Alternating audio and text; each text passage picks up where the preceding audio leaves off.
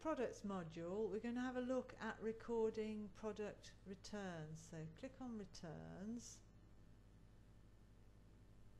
and then we're going to have a look at one of the mini tower cases, CAS something, CAS 001. So that's the code and the description. Now the type is the type of return. So DI damages in. This is where one of your customers has sent goods back because they're damaged or faulty, and because they're damaged or faulty, the sales value or the sales quantity figures aren't updated when you post this sort of stock return, because you don't actually want this in stock because it's damaged. Damages out are when you, the company, are returning goods to your supplier for repair or replacement and so on. And again, the sales value or the sales quantity figures aren't updated when you post this sort of stock return, because you're actually going to have to wait for it to be either repaired or replaced. And then WO for write-off, this is where you're just writing the whole thing off, and that will make an adjustment to the stock levels, and really this is the equivalent of an adjustment out of stock.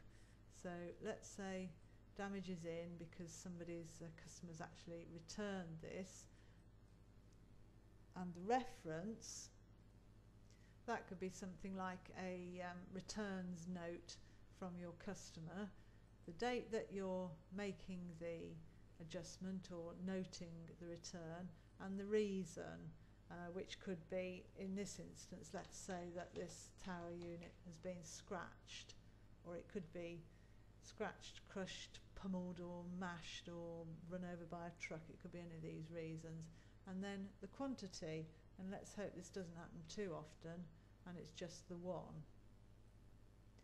Now you can carry on down making all the returns notes for any of your various products, which can all have a mix of returns type, reason here, and then you might decide you don't want to actually post this to your products or stock record yet. You want to save it because you got interrupted, and then you're going to come back to it later and carry on making the rest of the entries, in which case you can memorize it with a file name and then recall it later to either save, which would post it, or to carry on making changes, memorize it again, recall it, and then save it later. And this is called a stock returns grid, and you click on memorize and then type in a file name here to save. But we're not going to save that, and we're going to discard what we've done so far and close. So that's how you record returns for several reasons into your stock or products record.